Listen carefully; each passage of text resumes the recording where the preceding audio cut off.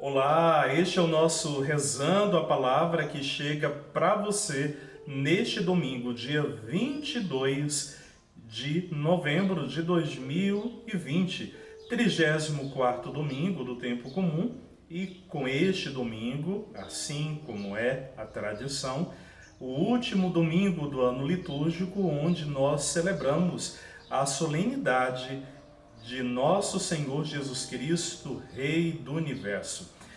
A você que todos os dias reza conosco, aquele abraço especial e de maneira muito particular hoje. Desejo que você abra o coração para essa palavra tão forte, tão firme e fundamental para nós. Como sempre lembro, aos domingos, nós não proclamamos diretamente o Evangelho, fazemos uma reflexão da liturgia como um todo. Por isso, você que está chegando no nosso canal, muito obrigado, seja muito bem-vindo. Se inscreva, se ainda não estiver inscrito, acione o nosso sininho para ser notificado de todas as nossas postagens. Para essa solenidade de hoje, depois você pode procurar aqui embaixo em nossa descrição, temos uma primeira leitura que é do livro do Ezequiel, mais o Salmo 22, um salmo muito conhecido por todos nós, a segunda leitura de 1 Coríntios e o Evangelho de Mateus. Se que já quiser anotar, Mateus capítulo 25, versículos do 31 ao 46. Mateus capítulo 25, versículos do 31 ao 46. Meu querido irmão, a liturgia de hoje, rica em sua profundidade, naquilo que primeiramente, fundamentalmente, aponta para o significado maior do que nós celebramos.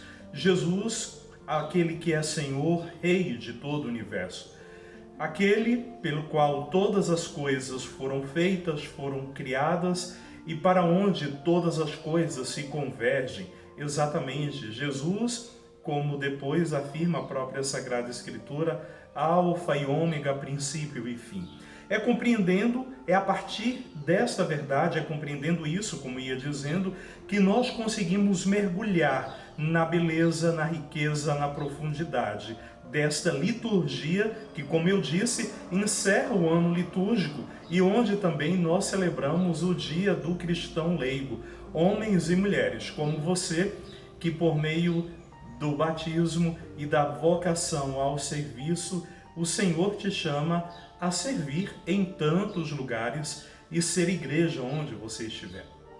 Assim, meu irmão, mergulhemos um pouco na palavra que hoje nos é proposta. A primeira leitura é um trecho do livro de Ezequiel, que afirma Deus como aquele pastor, aquele que cuida, aquele que protege, rei e pastor. É isso que o povo do tempo de Ezequiel vai experimentar. Depois de um tempo difícil e ao retornar para sua terra, encontra não mais uma monarquia onde alguém vai estar sentado no trono, mas na verdade o que se senta no trono agora não é mais qualquer um, é o próprio Deus, que vem para governar e cuidar do seu povo. Assim, a primeira leitura quer nos lembrar: Deus caminha conosco, Deus nos protege. Nós, como seu rebanho, somos aquela ovelha que, mesmo não estando ferida ou perdida, Deus está. Se você é aquela que se perdeu, Deus vai ao teu encontro. Se você é aquela que está ferida, Deus cuida de você. E é exatamente ao compreendermos este cuidado que Paulo vai dizer nesta segunda leitura que nos é proposta para este domingo, que todas as coisas se completarão quando o último inimigo for vencido. E este inimigo é exatamente a morte. E por que que o apóstolo fala disso? Porque a verdade é a seguinte: Jesus vive e ressuscitou, mas o seu projeto alcançará a plenitude quando todos os filhos de Deus, seus irmãos, viverem a plenitude que Ele reserva para nós. Pois a salvação, como já refletimos domingos atrás, a salvação já nos foi oferecida. É uma porta aberta. porém cabe a nós passarmos por esta porta.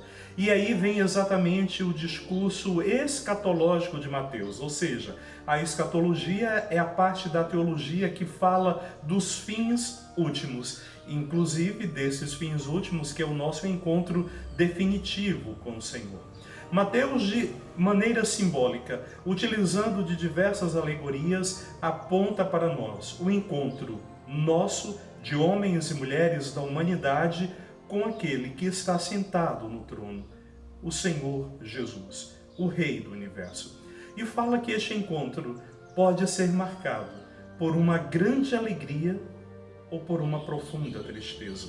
E por quê, meus queridos? É interessante nós observarmos a riqueza deste texto bíblico, que mesmo que o Senhor aqui se apresenta como juiz, na essência da reflexão bíblica teológica, quem nos dá a sentença final, por mais que ele seja o dono da palavra, a sentença final não é proferida por uma acolhida ou por uma rejeição de Deus para conosco, mas a sentença final vem exatamente dada por nós, de termos aceito ou não o projeto de Deus em nossa vida.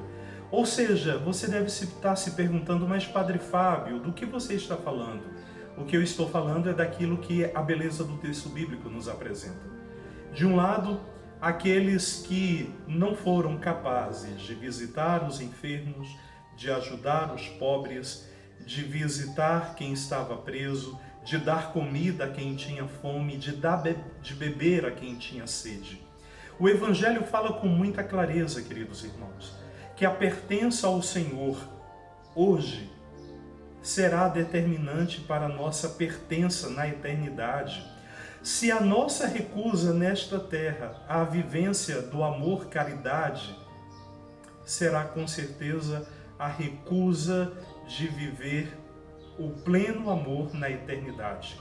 Assim, o evangelista Mateus aponta para nós que o caminho da salvação e do encontro definitivo com Jesus, aquele que sempre vem, que sempre virá, e que nós esperamos encontrar com Ele, Mateus deixa muito claro, este encontro não é marcado por coisas fantasiosas, extraordinárias. Mateus deixa muito claro as obras de misericórdia que desde o Antigo Testamento já nos era apontado. Portanto, por todas as vezes que nós fomos capazes de estender a nossa mão ao sofrido, por todas as vezes que nós fomos incapazes de perceber como neste nosso imenso Brasil, que existe sim um racismo estrutural.